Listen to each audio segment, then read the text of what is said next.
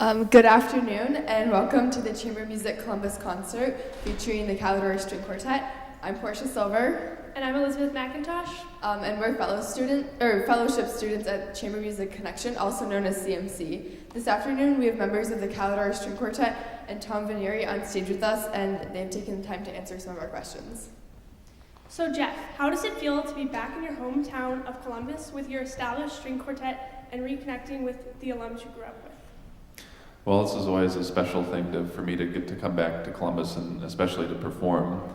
And being on the stage is pretty unbelievable for me because I grew up in the Chamber Music Connection, learning chamber music in the program, and we'd actually get to come see concerts here, the famous quartets that we looked up to, like the Miro Quartet, the Guarneri Quartet, the Emerson Quartet, and to get to be on the stage is pretty special, I would say.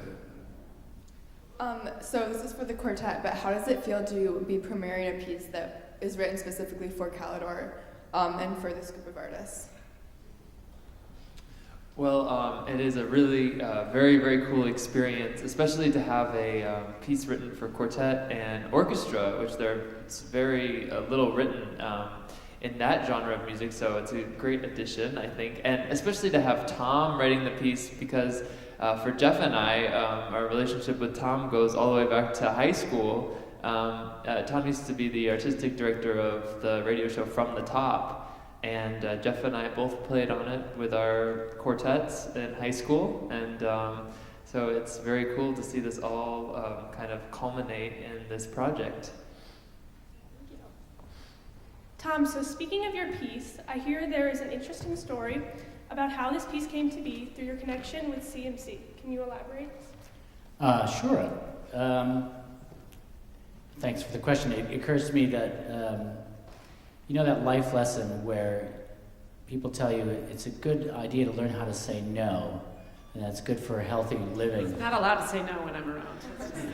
Well, Debbie was kind enough to ask me to write a piece for this occasion because we had actually collaborated 5 years ago as an ensemble and as a composer, and it was really very satisfying because we did a piece together that I wrote for string ensemble and for treble choir. We had the Columbus Children's Choir on board, and we all really enjoyed that experience. And not long ago we actually went into Symphony Hall in Boston and we recorded it, and it came out really, really well, so that was a very wonderful, lasting impression. But this time around, I knew that when Debbie asked, I was going to be leaving From the Top, and what's more, I was moving out of the country. My family and I have just relocated to England, to the southwest in Devon, and I knew what upheaval that was going to be for me, and the chances of actually writing something for her just within a matter of months of having relocated wasn't a strong prospect. And I said no, and she said, but could you do something for us anyway? And I said, all right. And the solution became, I didn't really have time to write a new piece as much as I would have loved to have done that. And we both kind of hit on a similar idea, which was that looking back in amongst pieces that I've written before, anything that might be suited to a transcription. And there was a piece that I wrote in graduate school for 2 pianos, which I loved and always wanted to revive, but as a piece for 2 pianos. And I sent it to Debbie, the finale, and she said, yes. And so that meant I had to do it. So I was just looking at the email correspondence, by the way, and that was dated December 7th. So that was December 7th of 2015, by the way. I'm talking about 5 weeks ago or something like that. And here we are today. I'll just elaborate a little bit more on that one, too.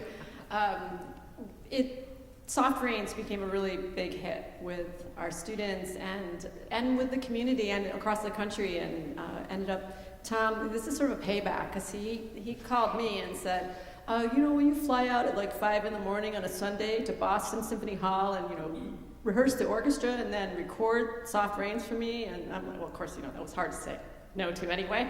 But I just thought, if I could fly out at 5 a.m. and, take care of this, you could spend 12 hours a day for 5 weeks working on a piece. It was an even exchange.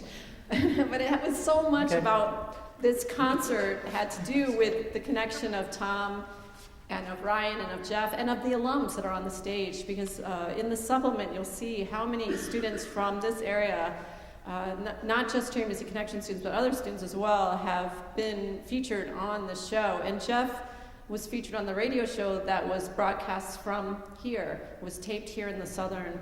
And they were both on the TV show as well. And they were not on the same show, but they were both on the TV production of From the Top. And prior to that, we had met at St. Paul String Quartet competition when Jeff was with Opus, and James will be here too, who's the other violinist with Opus. He'll be playing on the stage. And Ryan's quartet, Redere, who, when I first saw them at St. Paul, I was like, this quartet, just absolutely gorgeous, gorgeous playing. And they were both in the finals and both medaled in that competition, and then we're at Fischoff later. And we just kept meeting each other, and it's just so fun to have you on stage together here with the students, with Tom, and just in Columbus. It's really fantastic. The piece also has kind of an interesting name. Could you explain the inspiration behind it? Yeah, it is a new piece now, even though it existed in another form, and it's been brought to life in a way that actually went way beyond my expectations.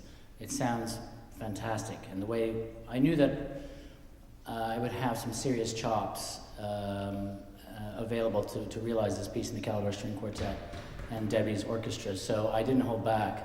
But it did require a new name because it is in fact a new piece, and I was working on the score one night, and I came into the living room where my kids were watching a BBC children's program called Wild and Weird, and it's about the mysteries of nature, and they were doing a segment on the cumulonimbus cloud, which is kind of famous for being this towering vertical cloud that rises 30,000 feet and produces great thunderstorms and charged with electricity. I thought, yeah, that's it.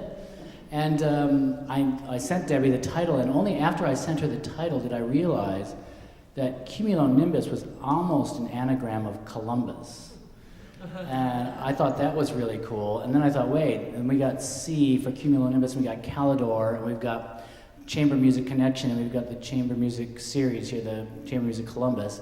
It just seemed, I could thank my 4 and my 9-year-old for that connection. And so it's really a storming piece, and the way they play it, you want to pull out an umbrella, I think. So obviously you guys have a really special relationship with Tom's piece because it was written for you and CMC, but I hear that you also have a similar relationship with Caroline Shaw, who wrote On Track. So can you elaborate a little more about this? Yeah, absolutely.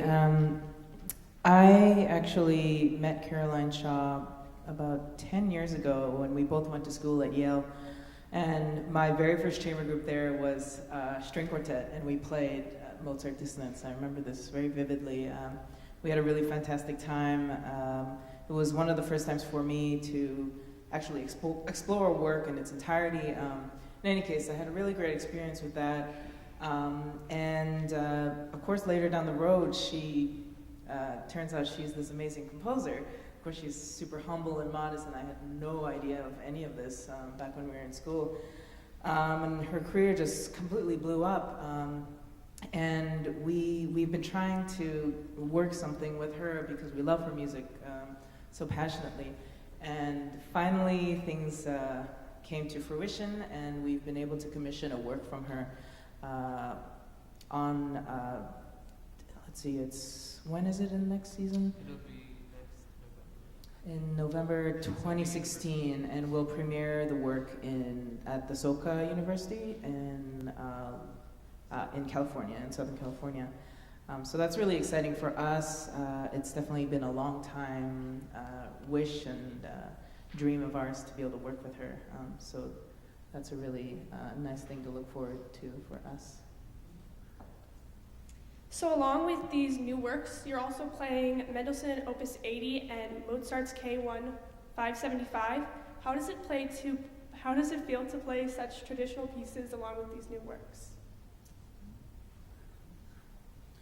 Well, I think it's getting to play the standard repertoire is always a joy for us, and we don't like to think of it as old music, but we like to think of it as new music that we interpret today. And the great thing about the music of yesterday is that the same emotions still apply to us as humans and humanity. Though it may look like it has changed on the outside, we still experience the same basic human emotions. So it's really cool to kind of draw that parallel between the old pieces and the new pieces.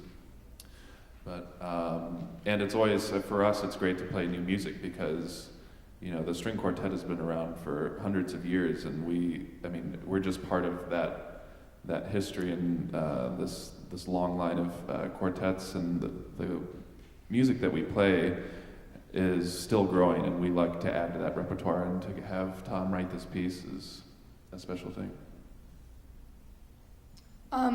Do you guys have any advice for students and young professionals who might be like pursuing a career in music? Practice? Yeah, I would say that we live in a really special time, actually, with all the technological advances, and we kind of have everything at our fingertips, which is sometimes a detriment and affects our social interactions with one another. But there's this amazing thing called YouTube, and I think that we can learn so many lessons, and we can teach ourselves in a way that maybe previous generations couldn't, because we can experience performances that happen thousands of miles away on a different continent. And really, this gives us a goal to aim for. And I know that we're all very goal-oriented people and like to have models for what we're trying to achieve. And I think that this generation can really access that and maybe make greater strides than, you know, we even thought were possible. So, yeah. Thank you. All right, that's all the time we have for questions. We'd like to thank the Caldore and Tom for taking the time to talk to us. And also, we would like to thank Chamber Music Columbus for hosting the concert, and all of you in the audience for coming and listening. You might thank your teacher too, but I'm just, Thank